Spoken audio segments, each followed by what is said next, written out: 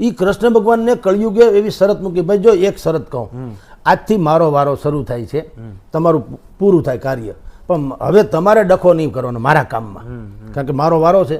કુટુંબમાં ક્લેશ કરાવવું, ગામમાં ક્લેશ કરાવવું, દેશમાં ક્લેશ કરાવવું, કોઈ જાતની માનવતા રહેવા ન દઉં, મર્યાદા રહેવા ન દઉં, દીકરીના પગારમાં બાપ ખાય અને બાપની હાજરીમાં છોકરા મરી જાય, સંતાનની હાજરીમાં માવતર લગ્ન કરે, છોકરા લગ્ન કરાવી દે માવતરના, આપણે સાંભળીએ છીએ ને, છે ને બધું આ ઇતિહાસમાં જેમ ઓલા આગમવાણી કરી છે ને એવું જ છે આ, કે આવું બધું થવાનું.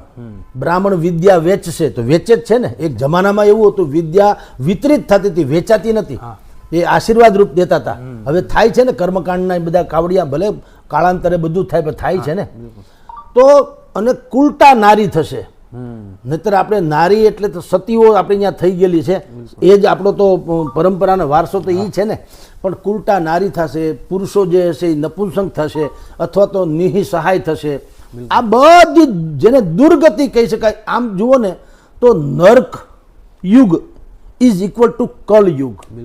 આ નર્ક જેવો યુગ કે હું બનાવી દઉં, પણ સવાલ એટલે કે મારે આ કામ છે કળયુગ, કે તમારે શંખચક્ર ગદાપદમાં ઢઢ કરીને આવી નહીં જવાનું, કારણ કે કેટલાક ભક્તો તેવા થવાના, એ કળયુગમાં તમને કહે વેલકમ આવી જ જાઓ.